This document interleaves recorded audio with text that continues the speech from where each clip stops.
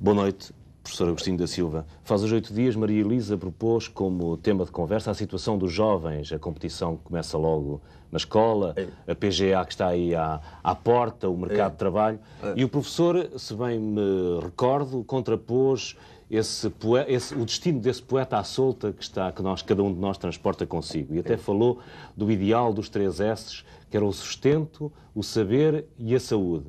Eu hoje proponho-lhe como tema de conversa a liberdade e o destino, individual e coletivo, como ponto de partida, porque o ponto de chegada será aquele onde a conversa vadia do seu professor nos conduzir.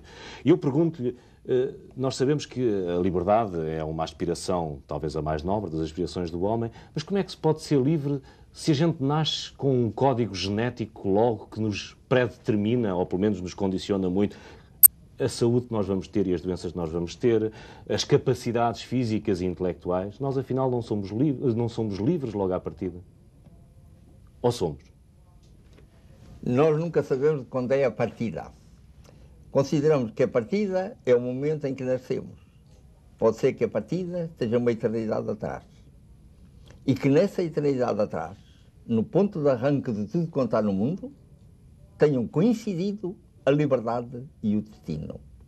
Que seja alguma coisa que contém os dois. Tão misturados, tão simultâneos, tão parecidos um com o outro, que seria impossível distingui-los. E que depois, quando se manifesta a vida, quando ela aparece, umas vezes não nos damos conta da liberdade, ou supomos dar-nos conta da liberdade. Outra vez nos damos conta de alguma coisa que chamamos de destino, ou supomos que damos conta disso.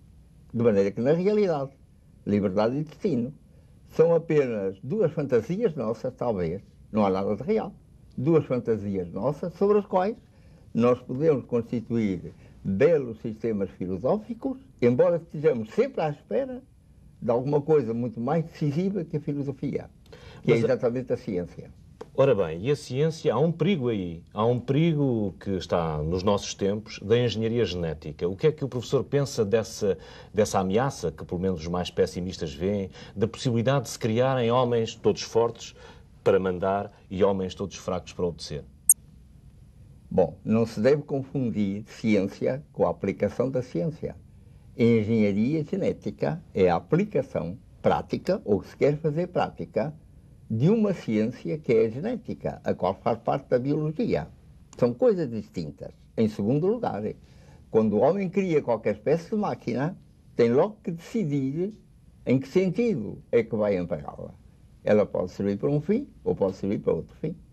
É evidente que quando agora engenheiros da genética, ou gente que supõe que sabe alguma genética ou que sabe alguma espécie de engenharia o que ela significa, se põe, por exemplo, a discutir se o Dostoiévski, geneticamente epilético, devia ter sido logo à nascença apresentar a sua identidade genética e teria sido curado dessa epilepsia, o que o curaria, por exemplo, ter feito romances.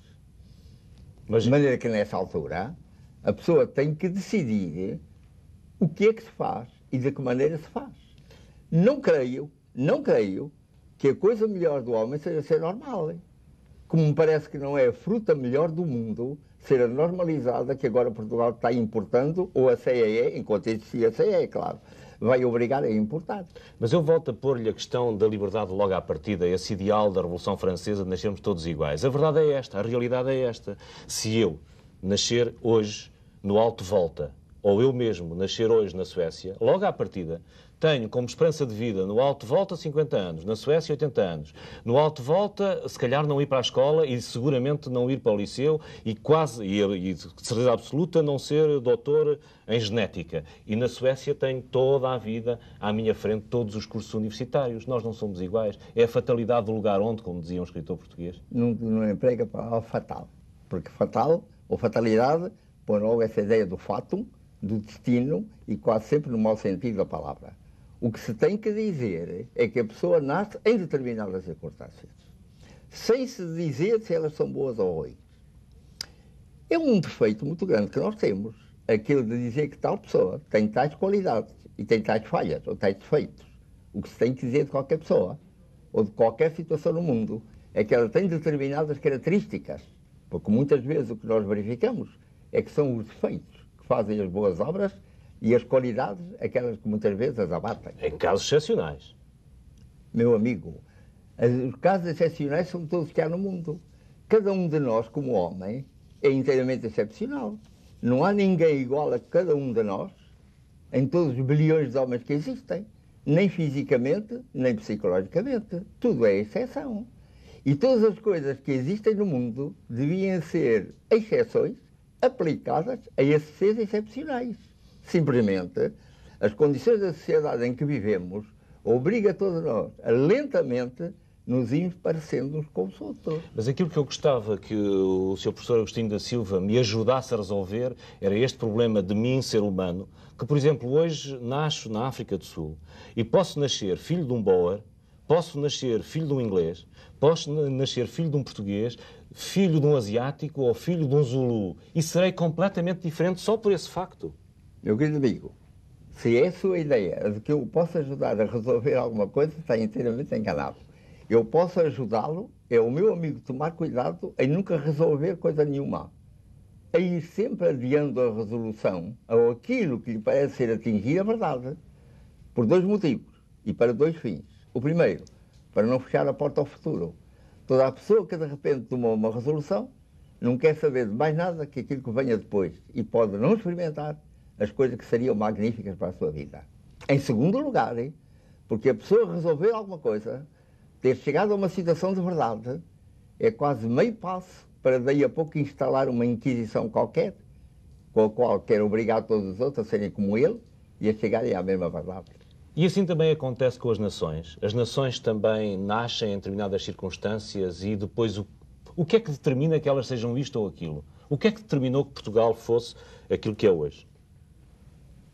Nós podemos saber quais são as características de uma nação nesta época ou naquela época, mas qual é o mecanismo interno que faz que elas tenham tomado tal posição ou tal outra, está continuamente e completamente fora do nosso alcance.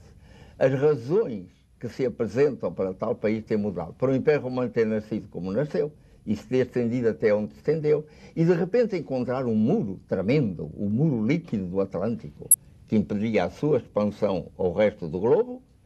E porquê é que veio derrubar esse muro? Fala-se hoje mais do muro de Berlim do que esse do muro do Atlântico. Também já foi derrubado. Mas esse muro do Atlântico, quem o veio derrubar? Foi um pequeno povo, quase esquecido, lá ao ocidente, na península, que conseguiu que o muro se derrubasse e o Império Romano, já com outras características, se estendesse efetivamente a todo o globo. Então, nós podemos dar umas razões que são apenas aparências, aquilo que nós vemos como fenómeno, mais nada.